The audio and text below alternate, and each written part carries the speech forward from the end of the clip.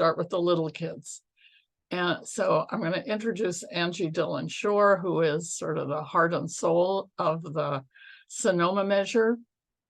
And yeah, so Angie, and you can introduce anybody else who's here, like Ananda from your. Thank you, Margaret. I would disagree that I'm the heart and soul. I'm one of the incredible people who have just brought us to where we are today and put all their heart and soul and blood and tears, and for tears. So you'll hear about that. I'm Angie Dillon Shore. In my regular non-ballot measure work, I am the executive director of First Five Sonoma County. But as our community is going the voter-led initiative route, it's important that I take that hat off when I'm working on campaign stuff. I'm going to introduce our initiative, talk about some of the history of how our coalition came together and our expenditure plan, and then I am going to turn it over to my colleague Ananda Sweet, who is our chair and also the VP of, I hope I get this right, Government Affairs and Workforce Development at the Santa Rosa Metro Chamber in Sonoma County. And she's going to talk about the signature gathering and campaign strategies. So I'm going to share some slides. Oh, I need to make, I don't need to make you a co-host. Can you see them? I can see them. Can everybody else see them? Awesome. Yes, I can see them. Excellent. So Our Kids, Our Future is the name of our political action committee that is working to get the Sonoma County Child Care and Children's Health Initiative on the ballot and passed in November 2024. Oopsie. So a lot of these issues are common across the state. But for Sonoma County, since 2017, with the just massive wildfire disaster we had that year that destroyed over 5,000 homes, multiple childcare centers, and then subsequent fires and floods, followed by the pandemic, we have just seen an exacerbation of all these problems, including a severe shortage of childcare, especially for infants and toddlers. Our ECE workforce is severely depleted, really due to, I think, the combination of historically low wages and then the just skyrocketing cost of living in our county. We've seen increased rates of things like child abuse, parental mental health and substance use disorder, maternal depression, as well as early childhood social emotional issues. First Five does a kindergarten readiness assessment every year for 6 years now. We've seen that trend decline every year for 6 years. This year, or actually last fall, only 20% of entering kindergartners came in ready to succeed, and that's using a validated kindergarten assessment tool. Oops, sorry. And then in addition to all of that, we have declining public funding streams that are specifically dedicated to children birth to 5. Of course, the Prop 10, which is First Five's core revenue source, but also things like with all the changes in the Mental Health Services Act that may leave young children without a funding stream specifically around behavioral health. So a little bit of history. We've been talking about a ballot measure to support children's services or preschool childcare for almost a decade in our county. These conversations have been led and convened by the county itself, both our human services and health departments. Nonprofits have been in the mix in that. And then First Five really took a strong leadership role, I would say about 6 years ago. But things really didn't coalesce until the needs became so clarified by our wildfire disaster in 2017. First Five has conducted polling multiple times over, I think, the last 6 years. So we've known consistently that there was public support, but that 2/3 threshold was always a barrier to actually moving forward with a real initiative. First Five did separate from the county of Sonoma in 2019. That gave us more just a position of political independence. And that's really when things started to move in a serious way. The commission developed a policy recommendation that included establishing a local dedicated revenue stream for 0 to 5. And then that policy served as a catalyst to develop an actual initiative. The Upland case, of course, was the turning point for us because the simple majority actually made it a very feasible goal that we could get folks behind.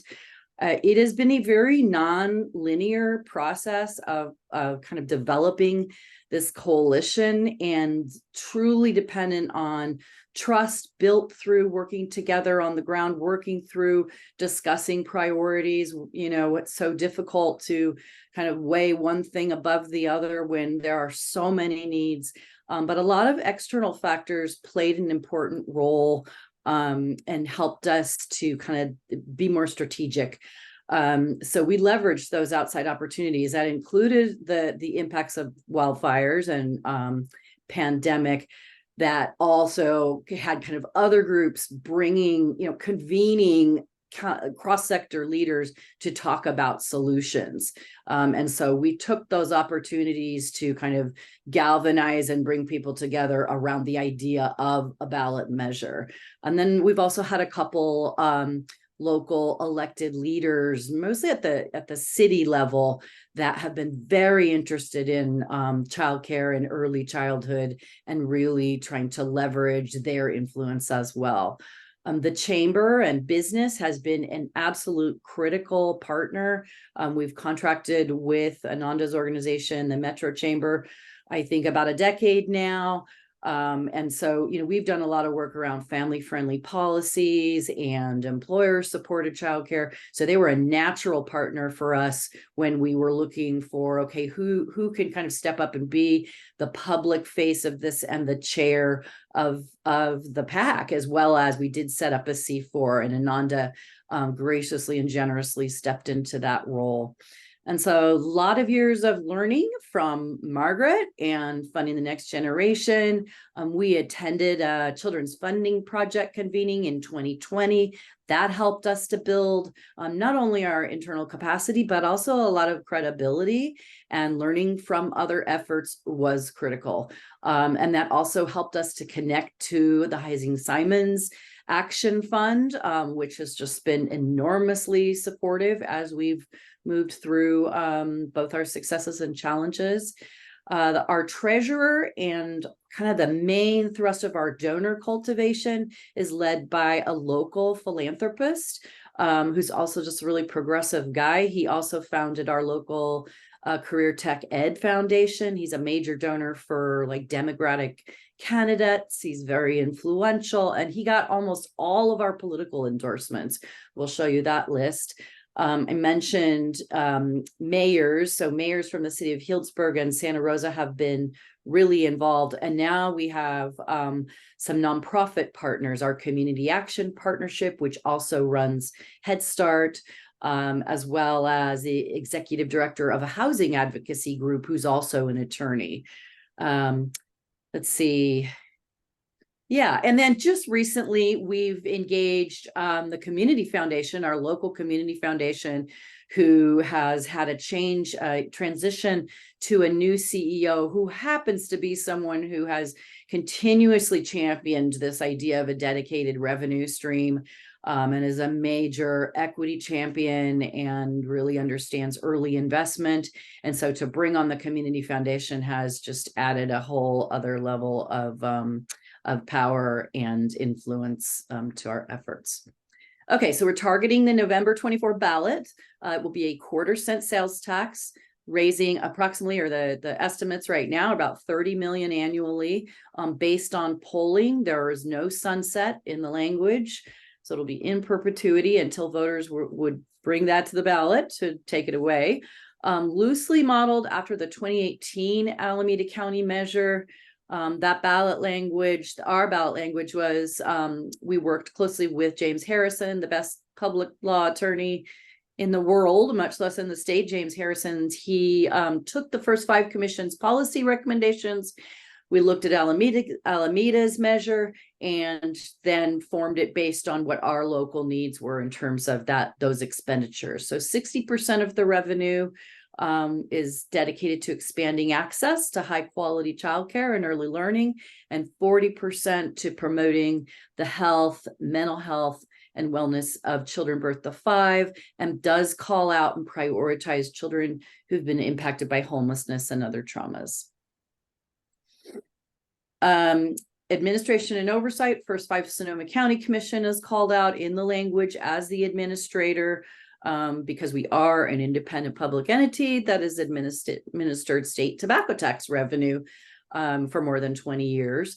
The plan is to integrate all of the mechanism for funding into First 5's existing strategic planning and grant making infrastructure.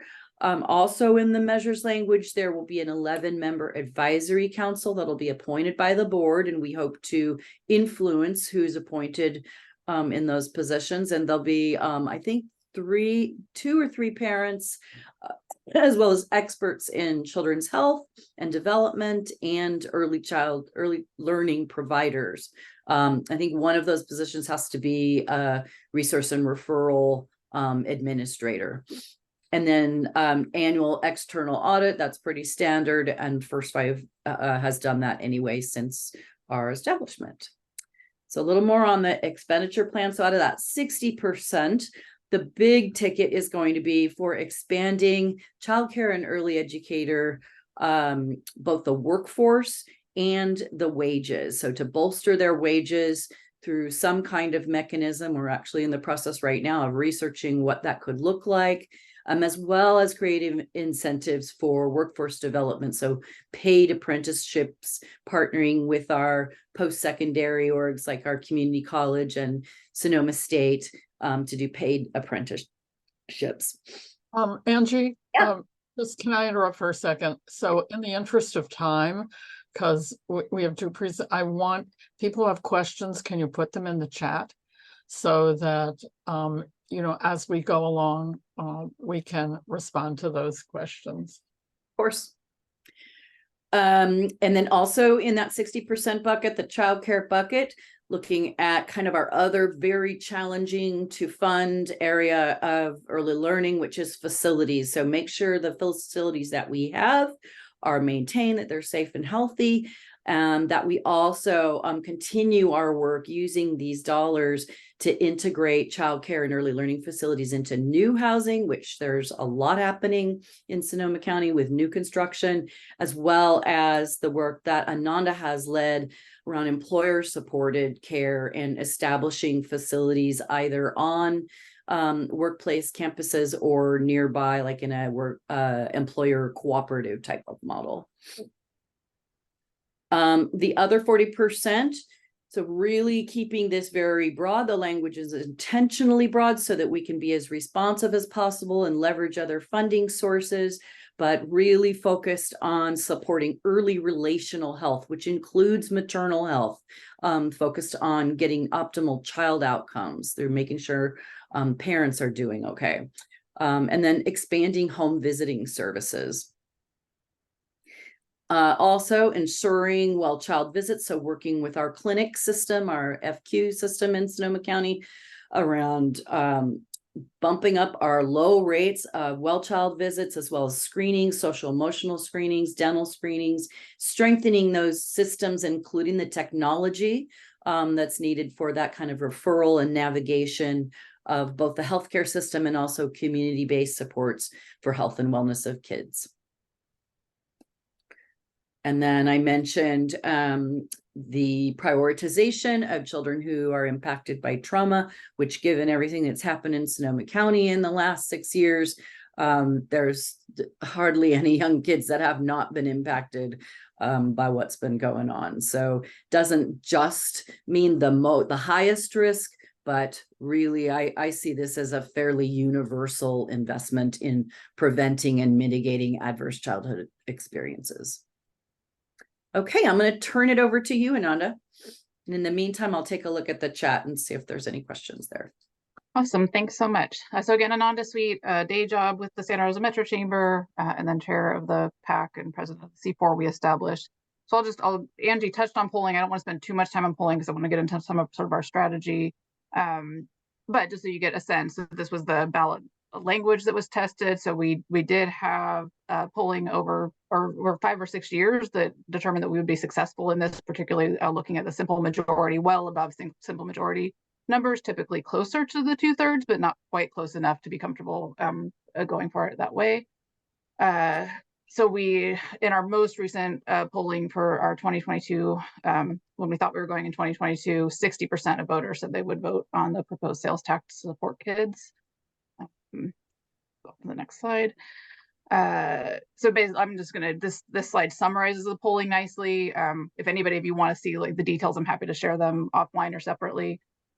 So it determined that the majority of Sonoma County voters would vote yes. The strongest support was among Democratic voters, younger voters, Latinos, all strongly supportive of the measure. The other thing I'll note here is that income demographic, so lower wage individuals also were strongly supportive of the measure, and that's important in our messaging and will continue to be in the campaign. So as we've been looking for endorsements and and talking with some groups that are concerned about the regressive nature of a sales tax, I mean, we can sort of counter that with one, when we're taking all of the money and putting it back to those who need it most.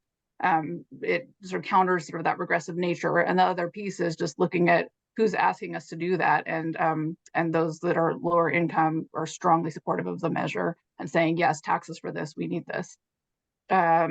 Voters place the greatest priority on supporting children experiencing homelessness and providing a living wage to ECE workers and supporting children's mental health.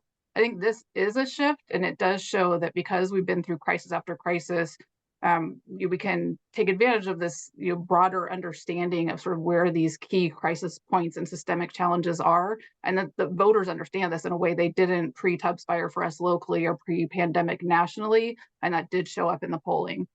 Messages describing the benefits to brain development and paying the ECU workforce, again, continue to resonate very strongly.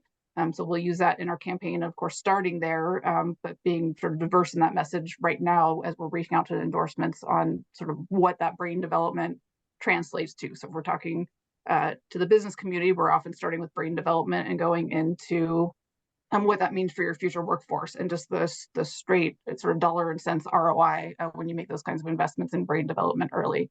Let's see. Criticisms, not surprising, focus on taxes and government distrust. So it is really helpful that your administering agency is an independent public agency and is not part of the county at this point. And then the measure does appear likely to be successful with a 50+1 simple majority vote required with a BLI. Okay, so our path to victory. We are raising $550,000 for both the qualification and campaign phases. So we are currently in qualification phase. That's sort of the expensive piece. So we've got a $308,000 budget for just the signature gathering qualification phase of our campaign. We have about $40,000 to go in that. So we want to hit that $40,000 in the next couple of months so that we can still have the momentum of the excitement around we're gathering signatures, we're out in the community getting this thing on the ballot. And then that will give us sort of the comfort room to know that we've qualified and then resume raising money with that message that we've qualified. It's time to pass this thing, get out the vote, and that whole piece. And we need almost just under 21,000 signatures to qualify. So we intend to turn in 29,000. We currently have 25,500 paid signatures. That does not count multiple, about 100 books that are floating around. I shouldn't say floating around because it is an organized volunteer effort, but we've got a lot of books that are out being passed around to family, friends, neighbors, colleagues right now. So we know we will comfortably be able to turn in that 29 to 30,000 signatures. We plan to turn them in. We will have them, at least we know we'll be at that 29,000 goal by the end of October, and we're going to hold on to them until December 9th so that there is no risk of being put on the March ballot. We know we'll be more successful in the November ballot with a competitive Democratic primary that's going to bring out the voters that we need to show up and vote. And that does give us, because we started early enough, it gives us a nice long runway to really prep. Once we are focused on qualifying now, but once we've qualified, we have a nice long runway to really work through strategy that includes everything from getting voters registered, get out the vote, really bringing in sort of that support of people that are going to go out and sort of either more organically talk to their family, friends, and neighbors, and then of course in an organized fashion as well. Next slide. So this just touches a little bit again why we're really pretty laser focused on qualification right now. Of course, we're still out securing endorsements, and some of the work that we're doing right now will play in a meaningful way to our campaign. We did initially target the November of 2022 ballot because of the timing of coming out of COVID and sort of capacity issues and staffing, and the time that we started. We were a little bit later than we were this round, and we were limited in signature gathering firms. So there, for multiple reasons, we ended up, the firm that we chose, of course, we went through a solid vetting process.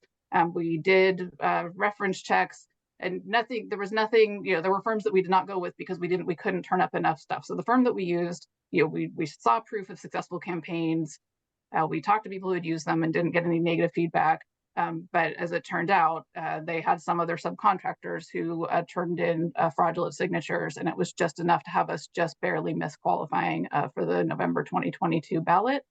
I mean, the positive piece there is that not all was lost. It was it was devastating. So when you say blood, sweat, and tears, I instantly go to that. But they're not all was lost. We had really built some really solid, like collaborative cross-sector buy-in to this effort. I think you'll see in a slide coming up sort of our endorsement list, so I'll get into that a little bit more. And so that did not go away. I think people really trusted that that we had done everything that we could do, that we put in the work. No one blamed us for that one subcontractor having a few bad people from out of town who came in and sort of did this fraudulent signatures. So we have that piece of it. We have all the momentum. We're currently going out. We are going out and asking everybody for their re-endorsement. It's the exact same language, other than that it brings in more money than we initially predicted in our initial language, and the data is worse. The access to childcare is even worse. The kindergarten readiness numbers are worse, but the ballot measure language is the same. But it is a new election year or election time, so we're going back out for those. This is just to go through our key campaign assets. I think Angie touched on a lot of this. So we've got our kitchen cabinet that meets regularly, and it's, again, I think it's really valuable that it's a sort of this that in and of itself is this cross-sector group, but we really trust each other. And so it's a place where we can have just real frank conversations and trust that we can really talk through issues. And it's also a place where, maybe I'm not the right person to go and talk to a super progressive group just because they might see me representing businesses not being aligned with their values. And so, but we have people on the committee who can do that. And I'm definitely the right person to talk to a taxpayers association or a very conservative business group. Or so yeah, I think that piece of it as well, as we're out doing these endorsements, that it's not that it's part of it is sending sort of the right person and the right connections and just what people envision someone's values are based on who they represent. We also have, so while we have that, and I think a really strong team locally that we can just sort of refer on a lot of volunteer muscle and save some money that way, it is important that we have a solid consulting team to go to when we need to. So, Angie mentioned we have an attorney on our committee, but when it really comes to a question that we need to make sure is an expert in this kind of work and in ballot measure campaigns, we have that legal expert to go to as a paid consultant as well. And for the signature gathering firm, on that note, I'll say that we were able to secure just top-notch, one of the most well-respected signature gathering firms, PCI. And when I did those reference check calls, it wasn't just confirming that nothing bad had happened. Everyone I talked to, and these were political consultants who had run statewide ballot measures, had been doing it for decades, and consistently they told me, if you want a measure to pass and you want to be 100% certain you're going to qualify, you use PCI. It's who you go to. There's not a question. And so you pay for that, but it certainly makes more sense to spend the money one time. So that is absolutely a lesson learned that I would not hesitate to recommend, that you pay what it costs to be sure that you qualify the first time. Let's see. We've got the ongoing support of a major foundation. Thanks to, Heising Simons has been, again, I'll try not to cover stuff that Angie already said because I know we're limited on time. Yeah, and we, you know, I want to get to the Pomona too, so. Oh, and it is 12:30. Okay, is there, Okay, let's see. But by the way, what are you paying per signature? So the base rate is $8 a signature. That doesn't count the verification fees. So really all told, it's more like 10 to 11 per signature. And then there's another fee that they'll check some of our volunteer signatures. So it ends up being I guess closer to 11 or 12. And we do have built into our contract that there's room to raise it if they need to get the staffing here, but that has not been triggered yet, fortunately.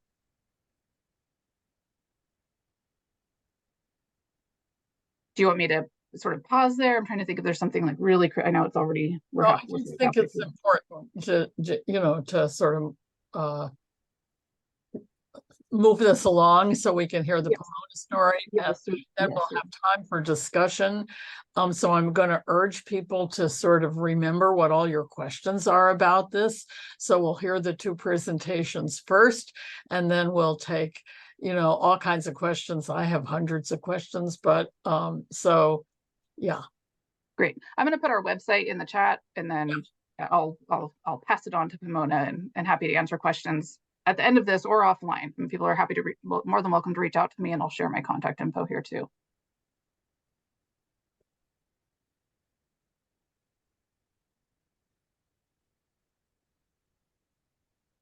Do you have the list? Are you going to continue? Oh, I thought you wanted me to pass it off to. Oh, no, just finish. Just do it quickly. Oh, got it. Okay. Okay. So sorry. Yeah. Angie, does this go on to? That's it. Actually, okay. This is the last slide.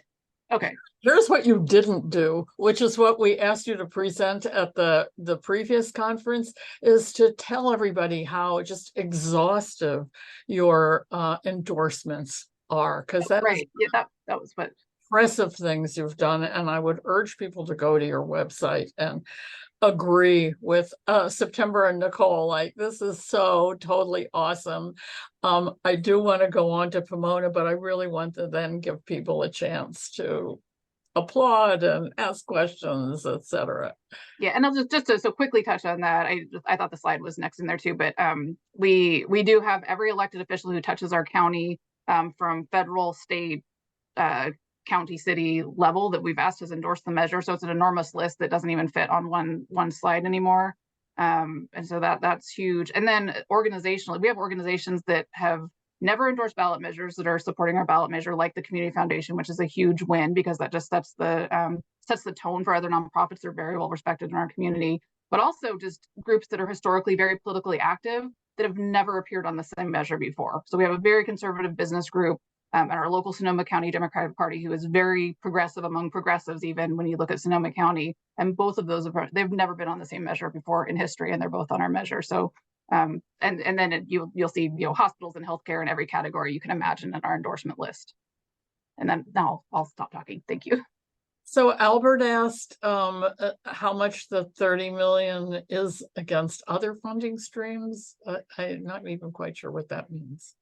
Well, we definitely will be leveraging that, at First Five with our existing Prop $10. I mean, at some point we assume there'll be some kind of floor where it'll remain. There always will be some smokers unless they outlaw tobacco.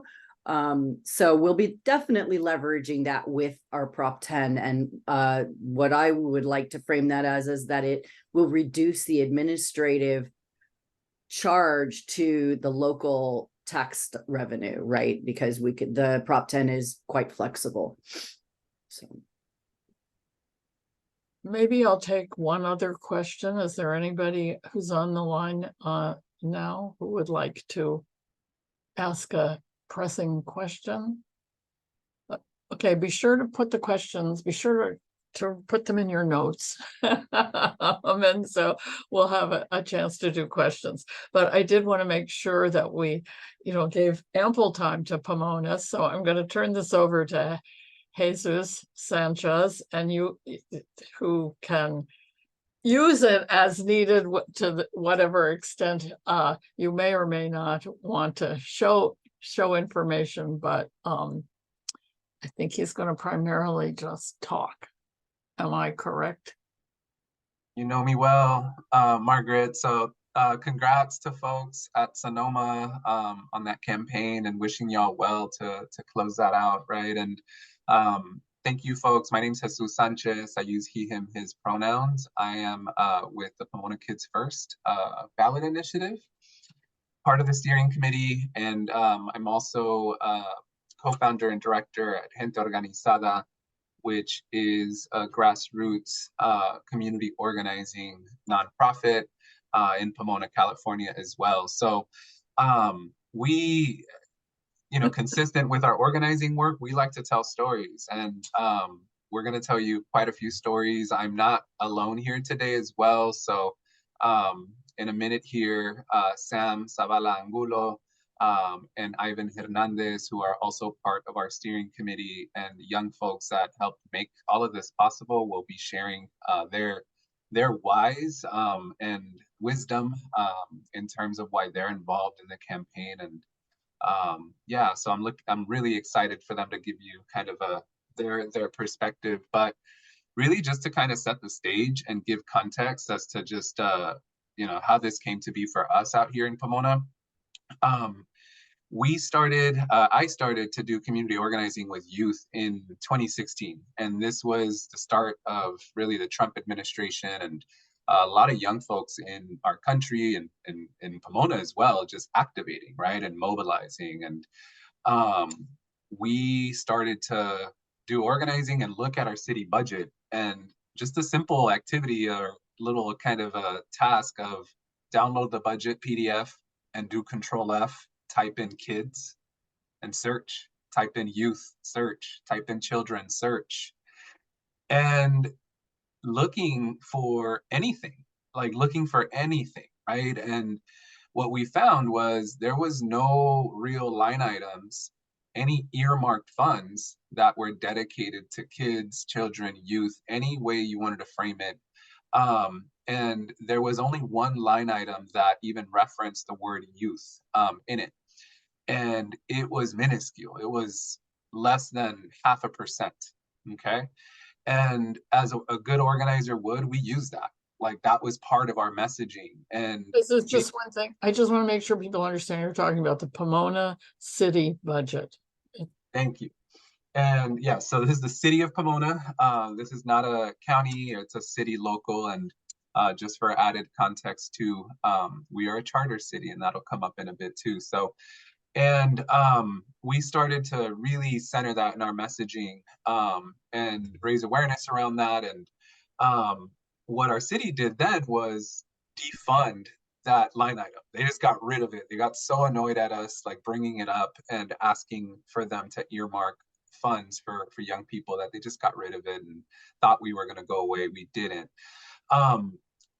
Fast forward, it's 2022, and actually before, it's probably 2021. And at that point, we had 5 years of going to City Hall, trying to talk to elected officials, pushing them for transformative investments and really just policy infrastructure within City Hall to invest in young people. And we had nothing to show for it. We had a lot of crumbs.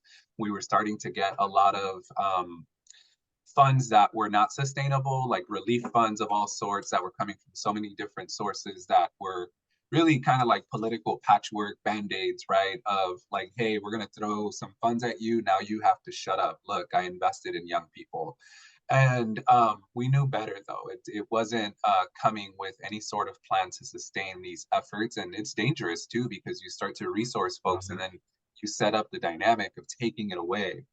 And that just adds harm, right? So what we did at Gente Organizada was we took it as an opportunity to do some really good policy work and really organize some good dream spaces for our young people, and started asking them, like, what kind of policy would address the things that, right now our leaders in our city isn't doing, right? And we started to do a lot of research. Shout out to folks here in this space and Margaret and Funding the Next Generation, because they made it really simple for us to find a bunch of templates and models, right, of that have happened in the past. So we had our young folks start looking at these different policies, and ultimately we chose Richmond Kids First as our template to really help inform what we wanted in Pomona.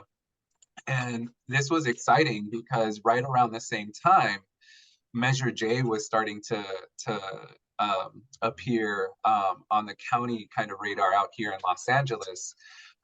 So when Pomona Kids First was born and launched, I always describe it as it was modeled after Richmond's Kids First, but it was inspired by Measure J. And what Pomona Kids First is setting out to do is creating a budget set aside within the city's general operating budget of 10% that would then fund a department for kids and families in the city. It is explicitly funds that would not go to any carceral law enforcement systems. And for us, this is also would likely create the second biggest department in the city, only behind policing, right? And for us as organizers, also, it's a way to introduce and house potential alternatives to policing, right? That are impacting our families and our kids, right? So this was kind of the crux of like what we were trying to do. We launched in 2022 and we were quickly humbled. We had a lot of youth organizers and community organizers that were ready to put in volunteer work, but also fatigued from the pandemic, from everything, right? And we had to quickly pivot, and we failed in 2022. And we re-strategized to aim for 2024. And a lot of fundraising went into place. And we hired a signature gathering company earlier this year. And happy to report, and there's a lot here that I'm just kind of glazing over, but happy to report that we're anticipating submitting signatures hopefully within the next month. Actually, no, in late November, because we're going to be using all of our time. We're going to be submitting signatures in late November, and we're close to qualifying this thing. And in Pomona, because it is a charter city, and this would take we would be amending the city's charter, we had to aim for 15% of voters, which for us in valid signatures, that's roughly 12,500 roughly. And in terms of like what we're looking to address, the services and a lot more just kind of context, I'm gonna pass the mic over to Sam and Ivan for y'all to hear from our young folks that have helped shape the campaign, but folks that also have helped write the policy and ordinance itself as well. So let's start with Sam. If you could just kind of say a few words, and then Ivan, you'll go next and I'll bring us home. And then we do want to hear about the opposition you're getting and how you're dealing with that. Yeah, hello everyone. My name is Samsi. My pronouns are she, they, and I started with Gente as a youth organizer in 2020, right before the pandemic, and then the pandemic hit us. I got involved with the Funding the Next Generation campaign probably around 2021. And it was a project that I was really passionate about, just because growing up here in Pomona, when I gained consciousness, I'm like, whoa, there's not a lot of stuff to do here. Valid at the same time, there was a recession that was going on, and like a lot of things are being defunded, but after that nothing really came back, and our city just kept saying like, you know, we don't have the money, sorry. And then we just continued seeing a lot of things that were defunded. So my first experience with this campaign were our weekly meetings, and then eventually I started working, and they're like, hey, we need some volunteers to like help us write language for like the ballot initiative, look over our template and all of that. So I'm like, I asked my boss, like, hey, can I have 1 hour, please? I need 1 hour for my lunchtime to go work on this ballot initiative. So we did that. And then I took a little break, but then finally we were ready to start going into campaign mode. And then, like Jesus said, that happened. We failed in 2022, and now we're back. And I'm currently working with Pomona Kids First as a general consultant. So like I'm fairly new to this world, and I'm learning a lot as I'm going along, having to speak to like a lot of endorsers, which I'm sure Jesus is going to touch up on.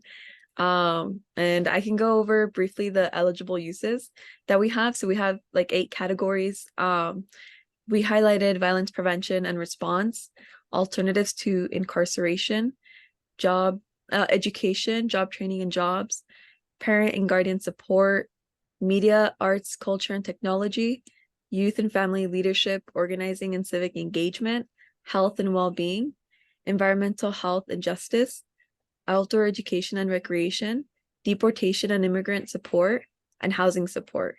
And from my experience, when I'm like out there speaking with folks, something that resonated with a lot of like adults, whether they're single parents or not, or like supporting or primarily supporting like single mothers, especially when it comes to like childcare. So like when I tell them like, yeah, we have parent and guardian support, that's one that really like resonates with a lot of them. And I'll pass it off to Ivan. Thanks, Sam. Hello, everyone. My name is Ivan Hernandez. I use the he, him pronouns.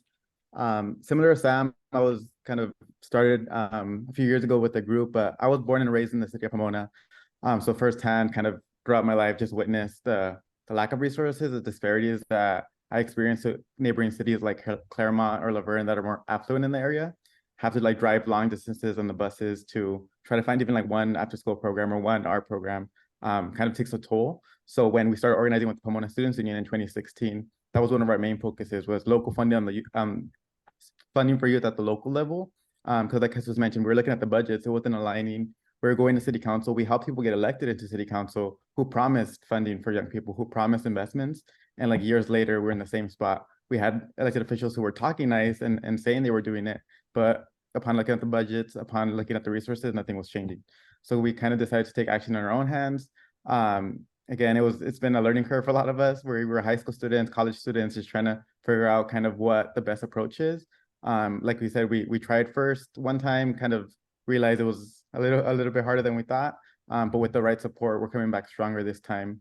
And we've been also really intentional about keeping it a grassroots effort led by young people and led by the community members directly affected. So even we had a like big action at city council and had like 50 speakers just go and speak on the need for it. And there's no denying the need for it. Pomona knows there's a need for it, but I think there's just difference of opinions on how to fund it. There's been like ideas floated around by current elected officials around they want to do a tax increase. But we know our community has had tons of tax increases. It's a low income community. That's not something that we think will be supported by the community. So we want to set aside money that's already there, that's already or the city already has, and just make sure that it's a consistent funding source, because we might have elected officials for one term that support youth and increase it, but if someone else comes in, it'll go away, right? So we want that lasting investment, because we know that's how like transformative outcomes come about. So it's been a surreal experience, I think, for a lot of us to even get this far and be so close to having ballot signatures on the ballot. And we're excited to move to the get out the vote stage and just excite people around what this means and the impact that they can have on Pomona kids. Awesome. Thank you, Ivan and Sam. To just kind of close us out. So it hasn't been easy at all. I already mentioned like we had to fall short and be humbled a couple of years ago. And we are still up against a ton of opposition. But I will say this to date, and we are, you know, like I say this knowing that like this is the most intense period of the campaign's yet to come, but to date we have done a pretty good job, I feel, of neutralizing what we feel could be our opposition. And that has been a result of a ton of organizing and a ton of one-on-ones with our youth, our parents, our community members, meeting with leaders in the community, right? And asking them for their support and bringing them in. So alongside the signature gathering efforts, we have a big goal of reaching 100 key endorsements in the city by the time that we do submit signatures, right? And that has helped because we're able to just assess, and if we can't get the person we're going after, we'll get their best friend or their closest colleague, and you know, then ask that person to like, hey, go talk to so-and-so and see what you can do. So that's been effective in neutralizing potential opposition. But I was telling Margaret, I think last week we did get a surprise probably a month ago. So a month ago, we, as a campaign, we received a cease and desist letter from the city of Pomona. And they were accusing our campaign of, our signature gatherers, of misrepresenting themselves as city officials. They accused us of having the city seal, the logo on the actual petition. And we responded. We have some good attorneys that are taking care of us as well. But it was comical because, as y'all know, or maybe don't, the petitions are very, very strict documents that have to be formatted correctly. You can't just be putting stickers or logos on those things, right? So like that was not true. And the other piece to that too was, we, if we were to knock doors and tell folks that we're from the city, like, we're less likely to get signatures. This is exactly why we're doing this, because folks are not happy with city services and government, right? So for us, it was a little bit of a kind of shock and kind of infuriating when we first got it. But once we started to think about it, it was comical. And it's like, okay, like they're trying to throw everything at us. And as organizers, that wasn't our first cease and desist letter either. So we kept it going. And I think the other piece here, in terms of what we're anticipating our opposition is private police unions. And that's something still that we're gearing up to be able to neutralize and educate and inform folks. And in terms of like the coalition building, and kind of just hearing from Sonoma, and like that's one of their key components, that strong coalition. Unfortunately, in Pomona, there is not as much infrastructure to latch onto in terms of institutions, organizations that engage in this type of work or even willing to do so.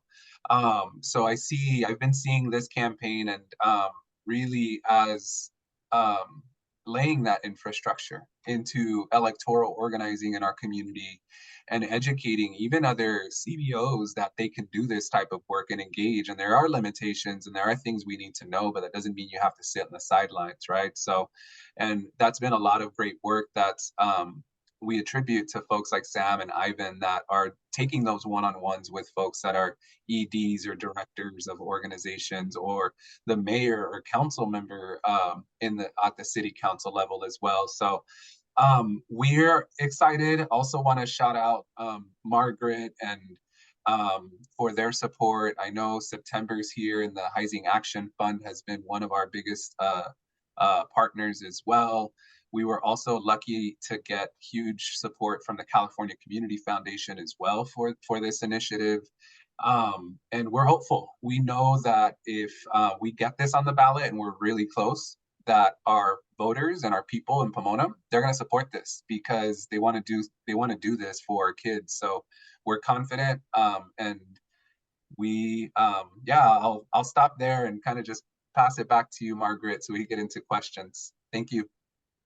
Okay, I just want to say one other thing you did is you want to have an ongoing C4 so that this is not the last campaign that you ever do.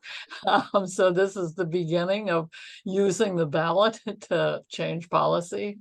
Yeah, and that's the other piece here, that we're in the process of launching another C4 that's likely going to be endorsing this initiative, right? But lives outside of PKF, lives outside of even Gente Organizada, the nonprofit. And that C4 organization is really trying to just capture a lot of the organizing energy in our city and in our region with key leaders that are founding that organization. And again, kind of building that electoral organizing infrastructure that our community in Pomona, we've never had that. That's really like for and by the people. So exciting work, but also a lot of work and heavy lifts as well. So yeah. So I want to give, if Nicole is still on and she has a sick child. So Nicole, are you there and do you want to make a comment, or I can't see the whole screen? Hi, I'm here. I'm in the playpen with my baby who's just keeping him entertained. No, I just want to say a couple of things. One, just huge kudos to both of you all. I think the campaigns are in really, really great shape. Sonoma, like incredible. You could teach a PhD class on like how to build a big coalition. So I think that's super exciting. And I think that like as other folks get their coalitions together, your insight around the business community specifically will be really, really helpful. So just, you know, really excited to see how that evolves. And just the youth leadership in terms of what's happening in Pomona is really exciting. And thank you both for sharing your thoughts on that. I think that like we're in this phase. I just want to say a couple of things about the next phase of the campaigns, because it's like once you get to the point of qualifying, but before you have voters actually paying attention. So, right, you know, sometime between the, you know, January and September timeframe, there's a couple of things that I think are important just to highlight in terms of what you do. One is just to maximize earned media attention when you do qualify, right? So like when you're turning in your signatures, having like a diverse group of youth advocates, kids, young people like out there. Margaret did the best job of this, you know, 30 years ago or so, when they had red wagons where they brought in all the petitions. But, you know, you don't get a lot of kind of bites at the apple when you know you're going to have earned media attention. And so just making sure that you're maximizing that moment, thinking about how you can have like digital toolkits for all your supporters to spread the word, have language written for them, have your website, you know, ready to go, everything that you can take advantage of maximizing that moment is going to be really important, because you know, you're probably not going to get a lot of folks writing about it until you get into the summer. And so that's one thing I wanted to just highlight. But very exciting stuff. Yeah, I'll jump in it later if anything else comes to mind. So I just failed to introduce Nicole. She is a consultant to Funding the Next Generation and has been key to all the work that we do, and has also been a really good advisor to both Sonoma and Pomona, and is available to everyone who is interested at whatever stage you are at in sort of strategizing about what your political strategy should be. Nicole is the founder and co-head of 50+1 Strategies, which is one of the premier political consulting firms. Certainly in the state, and also works nationally. So she brings a huge amount of expertise to this, and has sort of and has given her whole staff to be advisors to people on this screen. So Thanks, that's Margaret. And I actually appreciate that. And just a couple things for you guys, if you're thinking about if we can be helpful. One is we have communication staff. So if you want to even just brainstorm about what a cool earned media event could look like, or how to pitch reporters, that's something we haven't done much of, Margaret, yet, but I think could be really helpful, especially to the folks that are doing the campaigns this year. In addition to, you know, Treasury compliance, which I know a lot of you already have, but for those of you that are earlier on in your journeys, we can be helpful there before you bring on official lawyers and treasurers. And then certainly as you're thinking about what your paid communications program budget, all that could look like. So happy to be a resource, and thanks all. And Nicole's going to lead our October 27th meeting. We're going to talk about planning for the coming year and what everybody should be doing, whether you're looking at 2024, 26, or even beyond, what you should be doing now in terms of developing your plan. And we'll have a new template for planning. And so I'm hoping that will be useful to folks. Okay, here we are. So I'm going to first turn to Angie and Ananda, sort of having heard Pomona, or as you're just thinking, is there anything you want to add?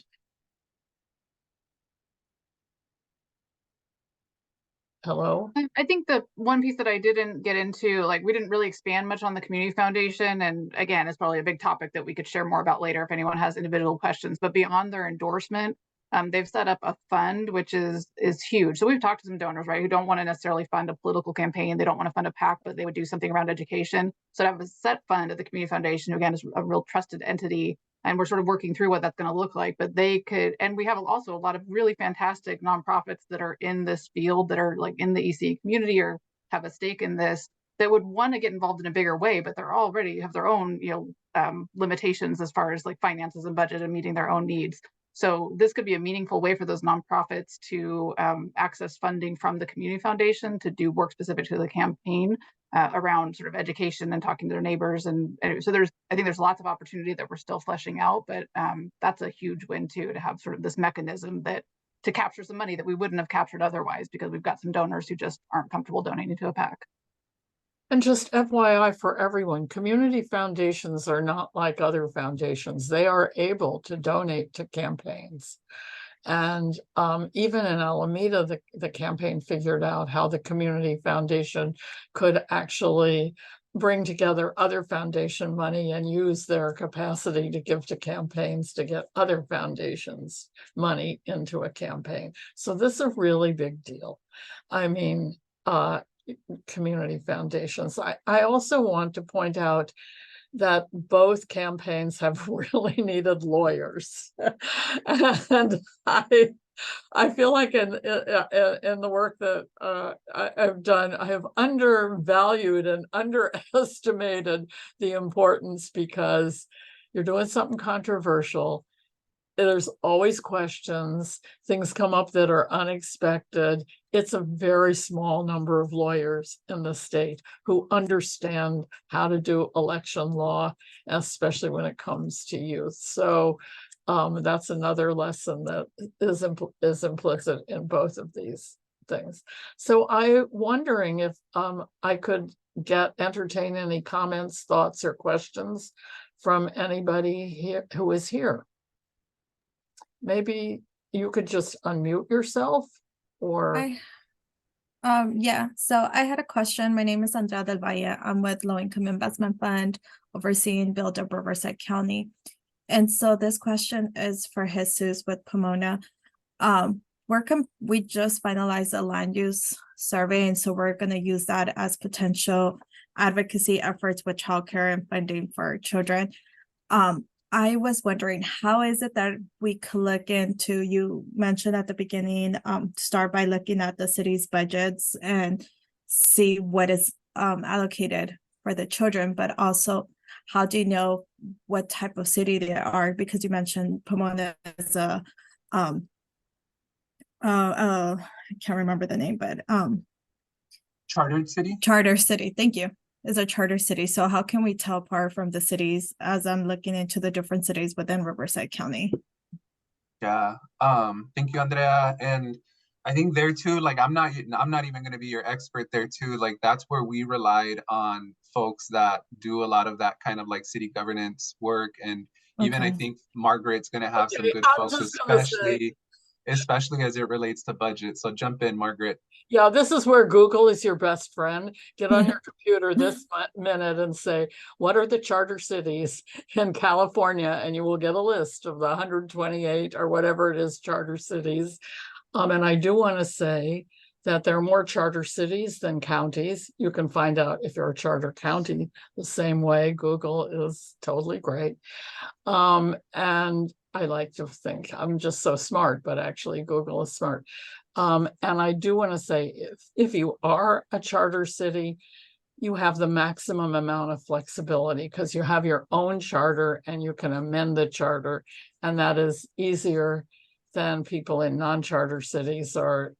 And the same is not quite true of charter counties, but charter counties have more flexibility than non-charter counties. So this is an important thing to find out really early on. And it does lead to some thinking that should go into people who are in counties and just are dying to see county-wide measures, that they are harder. And one strategy can be look to the largest city in your county, or look to a large city in your county and see what can be done in that city, with the idea that that will inspire one other cities and a county-wide effort. Thank you. So, does anybody else have any thoughts, questions, comments? Frankie. Are you there, Frankie? Yeah. Yeah. Hi, everyone. Frankie from Courage in Oakland. I was wondering for Sonoma, just because it sounds like you had so much broad support, why, and I'm sorry if you covered this, but why putting it on the ballot through signature? And did you at some point try to get it on the ballot through your city council or something like that, the elected bodies? It's the 2/3 threshold that would be required if the board of supervisors were to put it on. There were a lot of conversations about that early on. The board actually really entertained doing basically like a universal preschool measure and investing some of their own general fund in that and doing a ballot measure. But every time we got close to doing it and polling came back, they were fearful of failing, basically because it would require 2/3. And just so people really understand this, dedicated revenue measures, i.e. taxes, require a 2/3 vote unless it's put on the ballot through signatures. And that has been just opening the skies up to options. And I am really pleased that there was a big fight in LA over what Jesus was talking about, Measure J, and the idea that signatures only require a majority vote has been with set-asides has been affirmed by courts. So Samantha, you had something else you wanted to add. Samantha, are you there? I thought she had her hand raised. Jesus, do you know what she wanted? Ivan, you know what she wanted to? No, I think they just replied to Andrea, and we might have lost them. So keep it going, Margaret. You're good. Okay, no, I see Ivan. He just moved. Does anybody else want to unmute themselves and ask a question or offer some thoughts or observations?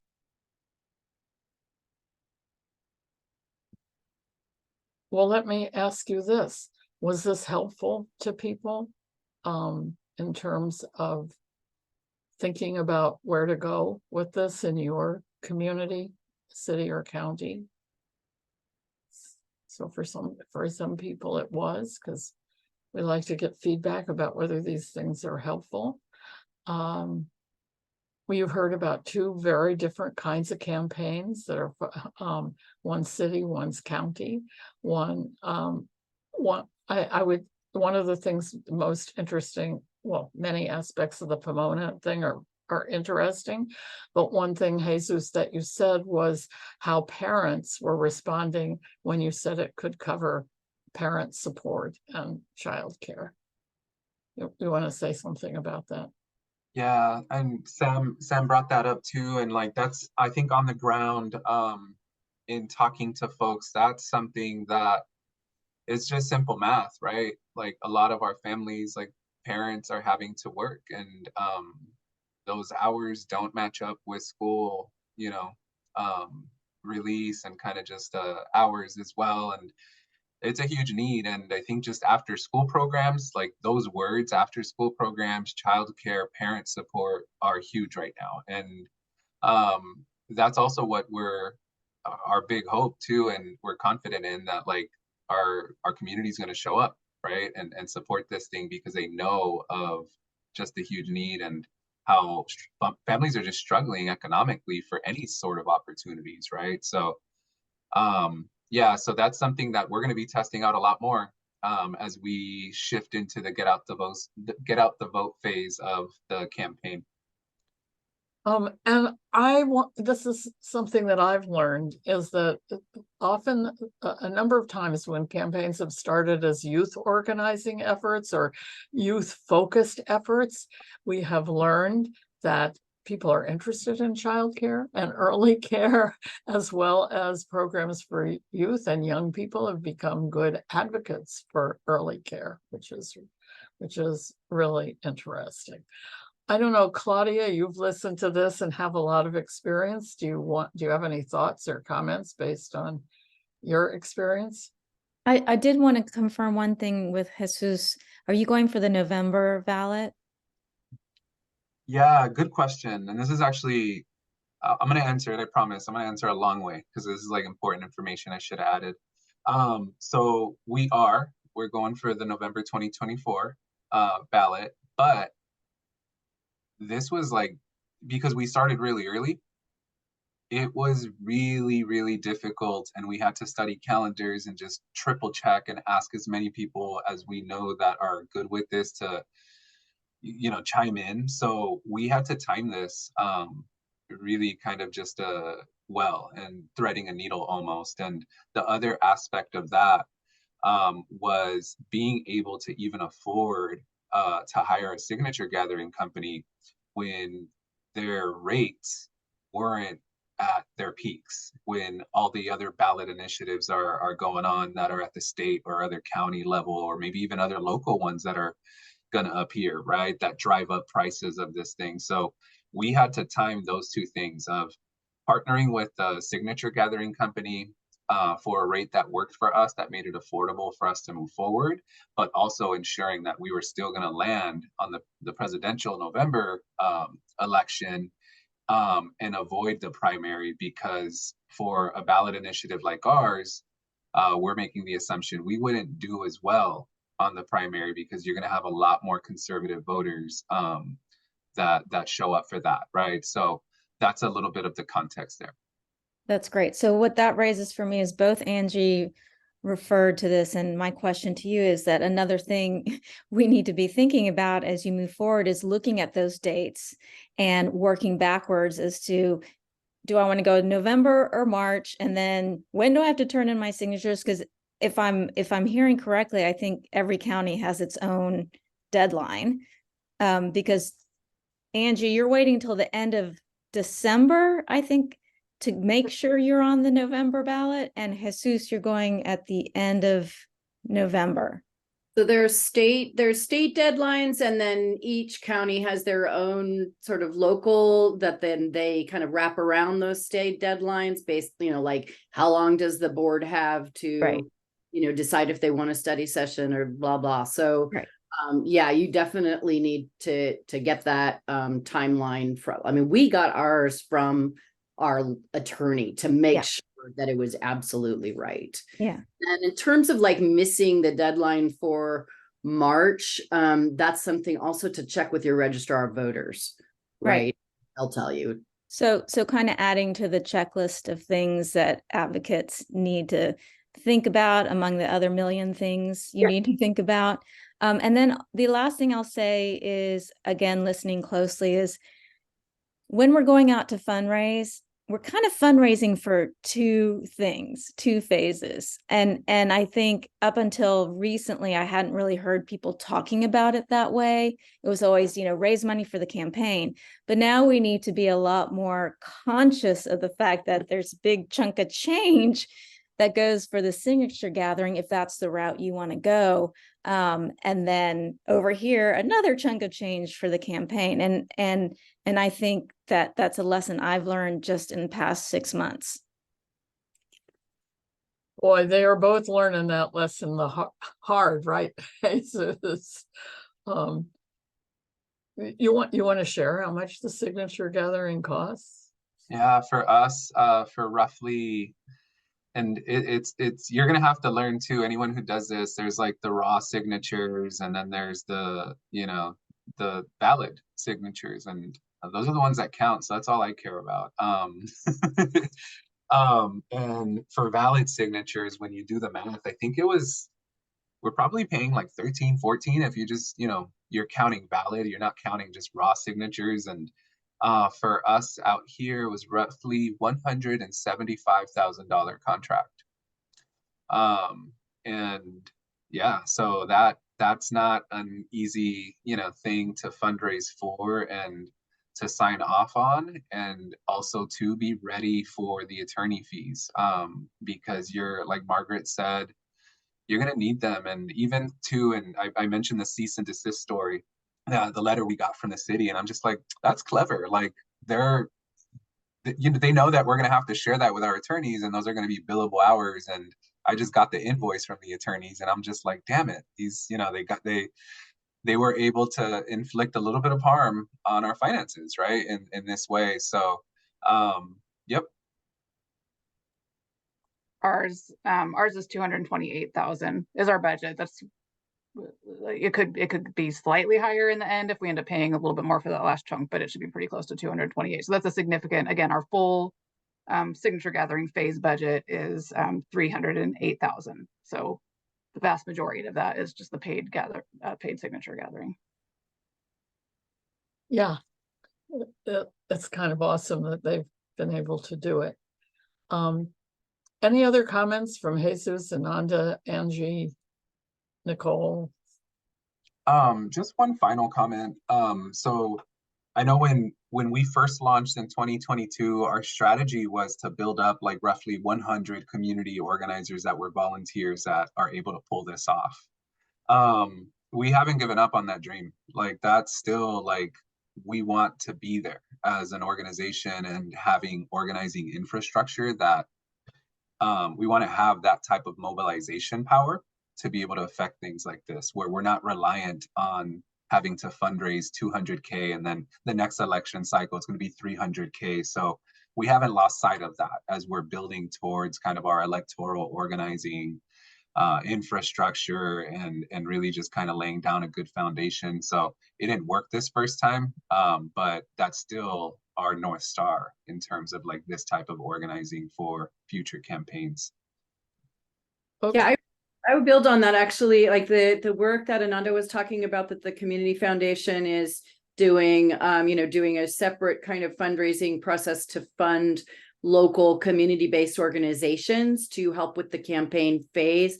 This is a real game changer for our community because our nonprofit community has not been in the political space other than a couple, sort of organizations that have been kind of vilified and stereotyped as being really radical and, where they're just out there fighting for people's rights and workers' rights. So I think that the Community Foundation has a pretty clear agenda that they want to empower the community and the nonprofit, the C3 and C4 community to get more involved. And so they're looking at this as kind of the first campaign to help with, but they want to see that grow. And so it's pretty exciting to have that be sort of this new arm that's actually taking form and being funded by people that really care about democracy, but understand that it takes capacity, especially at a time when, our local nonprofits are really struggling.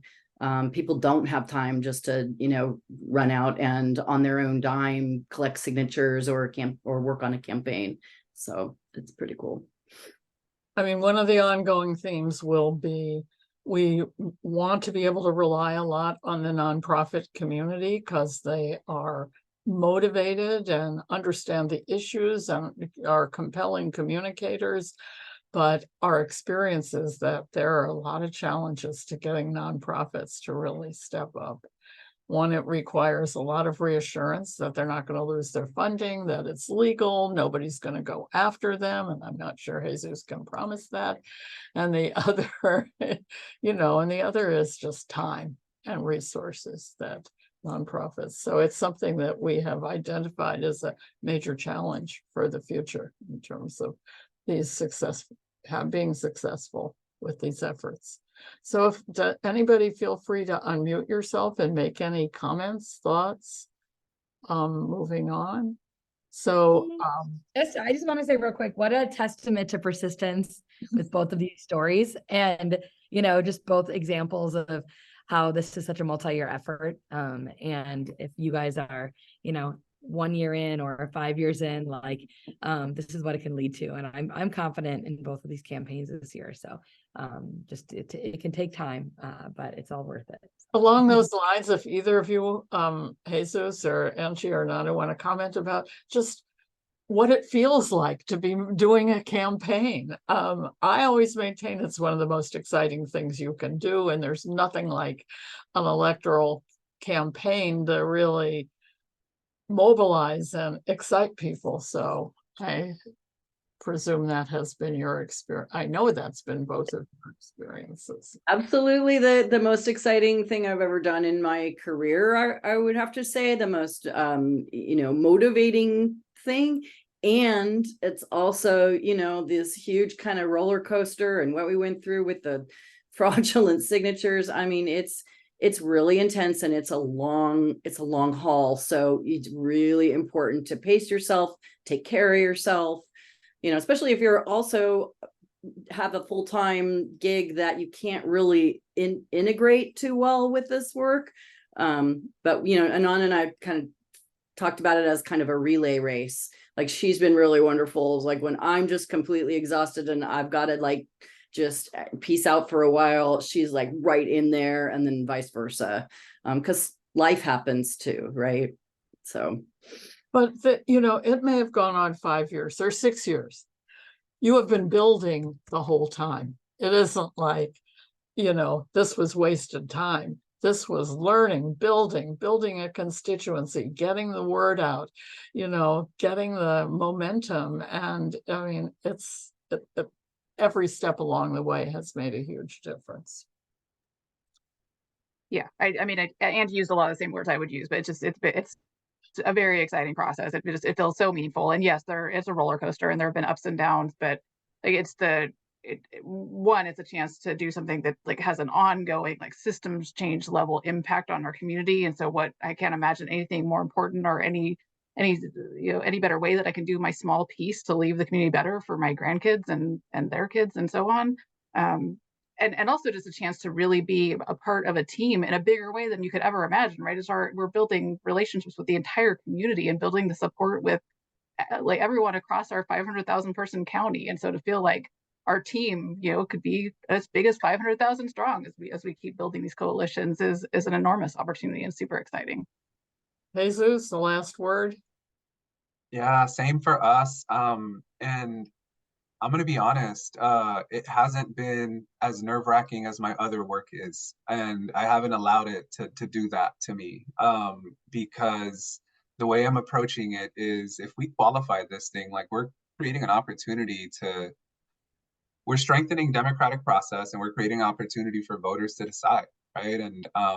And for us, it's been sweet. It's just been a sweet experience because we've been pushing for years and getting ignored, right? And we've gotten this far, and we have an opportunity to reinvest 10% of our budget moving forward for years to come. And so it's a kind of like a dream for just me as an organizer out here, and also putting I think for us here in Pomona, just putting folks on notice in terms of the strength that our movement's built, and what's to come too in terms of the organizing, right? It's not just grassroots organizing more. Now we're impacting the electoral space. And I'll end with this too, is that like if successful in 2024, there's like Pomona's having a moment right now that's not just representative here, like with PKF and this campaign.